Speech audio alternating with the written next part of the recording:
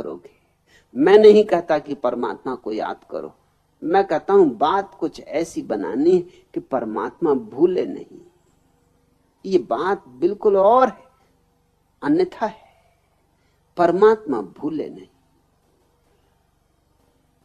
याद नहीं करना है। शरीर से तादात्म्य तोड़ना है, मन से नाता मुक्त करना है, हृदय के पार उठना है, पंख फैलाने।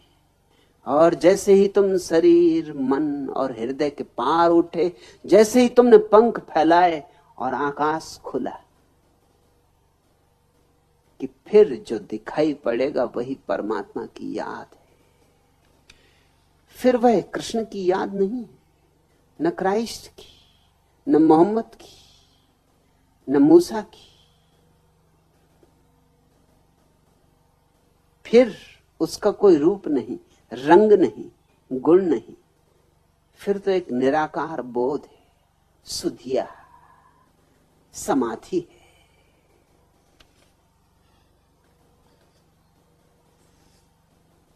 क्या भला मुझको परखने का नतीजा निकला। क्या भला मुझको परखने का नतीजा निकला। जख्म दिल आपकी नजरों से भी गहरा निकला। क्या भला मुझको परखने का नतीजा निकला। तोड़कर देख लिया आईनाए दिल तूने। तोड़कर देख लिया आईनाए दिल तूने। तेरी सूरत के सिवा और बता क्या निकला। याद करने की बात ही नहीं, याद कभी भूल के ना करना। ऐसे शून्य में अपने को ले जाना है जहां लाख कोई खोजे तो परमात्मा के सिवा और कुछ निकले ही नहीं। ये जो कृष्ण को याद कर रहा है, जरा कुरे दोगे तो कुछ और निकल आएगा। ये कृष्ण को याद करने वाला तो अंधा आदमी है जो रोशनी को याद कर रहा है। जरा कुरो दोगे अंधापन निकल आएगा।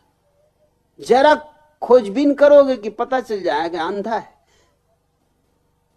क्या भला मुझको परखने का नतीजा निकला। जख्म दिल आपकी नजरों से भी गहरा निकला। क्या भला मुझको परखने का नतीजा निकला। तोड़कर देख लिया आईनाए दिल तूने। तेरी सूरत के सिवा और बता क्या निकला। क्या भला मुझको परखने का नतीजा निकला। जब कभी तुझको पुकारा मेरी तन्हाई ने, जब कभी तुझको पुकारा मेरी तन्हाई ने, बू उड़ी फूल से तस्वीर से साया निकला। जख्म दिल आपकी नजरों से भी गहरा निकला। क्या भला मुझको परखने का नतीजा निकला। तिश्नगी जम गई पत्थर की तरह ओंठों पर। तिश्नगी जम गई पत्थर की तरह ओंठों पर। डूबकर तेरे दरिया से मैं प्यासा निकला। क्या भला मुझको परखने का नतीजा निकला। क्या भला मुझको परखने का नतीजा निकला। जख्म दिल आपकी नजरों से भी गहरा निकला। बात तब बनती जब परमात्मा भूले नहीं। तब नहीं बनती बात जब परमात्मा को याद करना पड़े। इसलिए मैं न कहूंगा कि मृत्यु के क्षण में परमात्मा को याद करना। मैं तो कहूंगा मृत्यु के क्षण की प्रतीक्षा क्या करनी। जियो परमात्मा को। मौत तो कल होगी, जीना आज। ख्याल रखना, मौत हमेशा कल होती और जीना आज होता है। आज अगर परमात्मा को न जान सकोगे तो कल कैसे जान लोगे। कल आज से ही तो निकलेगा, आज से ही तो जन्मेगा, आज की ही कोख से तो पैदा होगा। कल आएगा कहां से। मैं कल की बात ही नहीं करता, मैं तो कहता हूं आज जियो। परमात्मा को जीना है, पीना है, उठना है, बैठना है, चलना है, फिरना है। परमात्मा तुम्हारे जीवन की शैली और व्यवस्था होना चाहिए। परमात्मा सिर्फ याददाश्त नहीं, किसी मंदिर में बैठ के बजाई गई घंटों की आवाज नहीं, किसी मजार पर चढ़ाया गया दिया नहीं। परमात्मा तुम्हारे उठने, बैठने, खाने पीने, सोने जागने की पूरी शैली के नाम है, पूरी व्यवस्था का नाम। परमात्मा एक जीने का ढंग है, जीने की एक कविता, जीने का एक संगीत। जियो परमात्मा को, और तब तुम पाओगे मौत आती ही नहीं, होती ही नहीं। फिर कृष्ण इत्यादि के चरण कमलों को याद करने की जरूरत न पड़ेगी। और जिया नहीं अगर परमात्मा को, तो तुम लाख चरण कमलों को याद करो, कुछ काम ना आएंगे। ये मरते वक्त की बेईमानी काम नहीं पड़ सकती। जिंदगी भर तो धन के पीछे दौड़ो, और मरते वक्त मन, वचन और शरीर से ध्यान करोगे? कैसे करोगे? जिंदगी भर तो कुछ और जब अर्थी उठे तो राम नाम सत्य। ये कैसे होगा? हां, दूसरे कहेंगे राम नाम सत्य, मगर तुम तो जा चुके, तुम तो अब वहां नहीं हो। और ये दूसरे भी जल्दी राम नाम सत्य करके अपने अपने घर जाना है इनको। दूसरे काम सत्य हैं, राम नाम सत्य तो दूसरे के लिए बोल रहे हैं, अपने लिए नहीं बोल रहे हैं। ये तो इसलिए दूसरे के लिए बोल रहे हैं कि जब ये मरे तो दूसरे इनके लिए बोल दें। ये एक औपचारिकता है, लेन देन है, दुनिया का हिसाब किताब है, व्यवहार है। नहीं, मैं न कहूंगा कि मृत्यु की प्रतीक्षा करो तब परमात्मा का बोध जगाना। अभी यहीं इसी क्षण क्यों न परमात्मा के बोध को जगाओ। कल पर क्यों टालो? जो मूल्यवान है उसे हम अभी करते हैं, जो मूल्यहीन है उसे कल पे टालते हैं। और याद नहीं करना है परमात्मा को। इसलिए मैं यहां प्रार्थना पर जोर नहीं देता, मेरा जोर ध्यान पर है। प्रार्थना है परमात्मा को याद करना, और ध्यान है उस अवस्था में पहुंच जाना जहां भुलाना भी चाहो परमात्मा को तो भुला नहीं सकते हो। लाख भुलाने का उपाय करो, नहीं भुला सकते हो, क्योंकि वही है, एकमात्र वही है।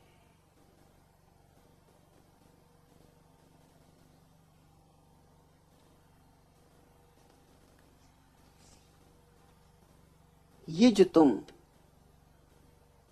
कृष्ण को याद कर लोगे या क्राइस्ट को याद कर लोगे,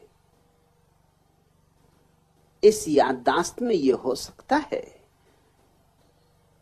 कि भूल जाओ मृत्यु की पीड़ा को थोड़ी देर के लिए। लेकिन ये बस भांग और गांजा और शराब, या कहो सोमरस, अगर वैदिक धर्म का सार निकालना हो तो भावातीत ध्यान नहीं, जैसा महर्षि महेश योगी कहते हैं, बल्कि सोमरस। सोमरस वैदिक धर्म का सार है। नशा चढ़ सकता है, और अगर जोर से बकवास करो तो ये भी हो सकता है यमदूत आ गए हों, बाग खड़े हों। ऐसा मैंने सुना। कवि लक्कड़ जी हो गए अकस्मात बीमार, बिगड़ गई हालत, मचा घर में हाहाकार। घर में हाहाकार, डॉक्टर ने बतलाया 2 घंटे में छूट जाएगी इनकी काया। पत्नी रोई, ऐसी कोई सुई लगा दो, मेरा बेटा आए तब तक इन्हें बचा दो। मना कर गए डॉक्टर, हालत हुई विचित्र। फक्कड़ बाबा आ गए लक्कड़ जी के मित्र।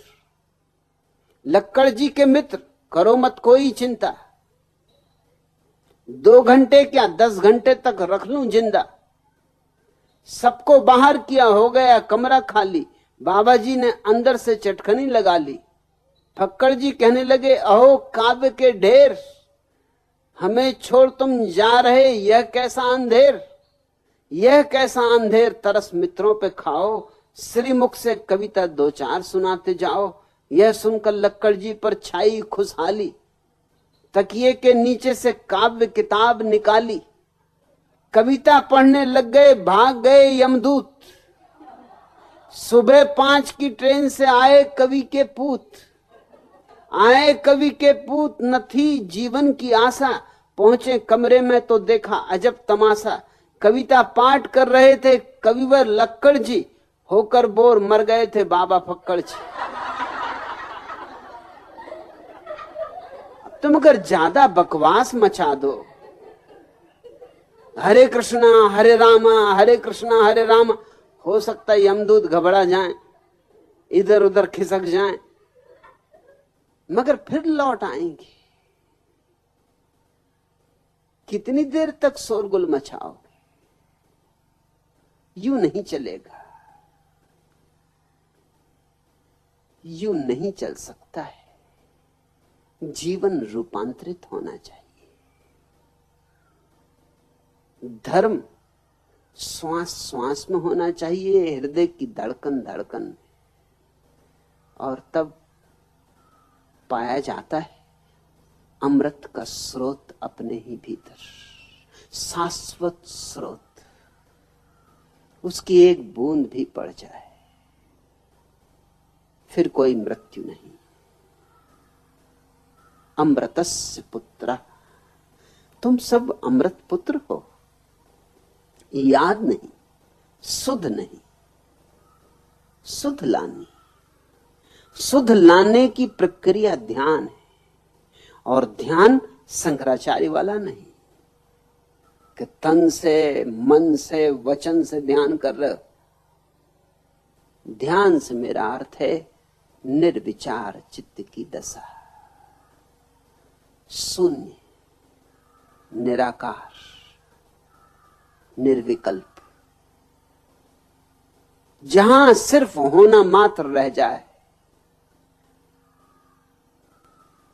न कुछ जानने को बचे न जानने वाला बचे, जहां सब दुई मिट जाए, और जहां दो मिट गए एक रहा, वही है परमात्मा का सच्चा अनुभव। वही अनुभव मोक्षदायी है, वही अनुभव मोक्ष है।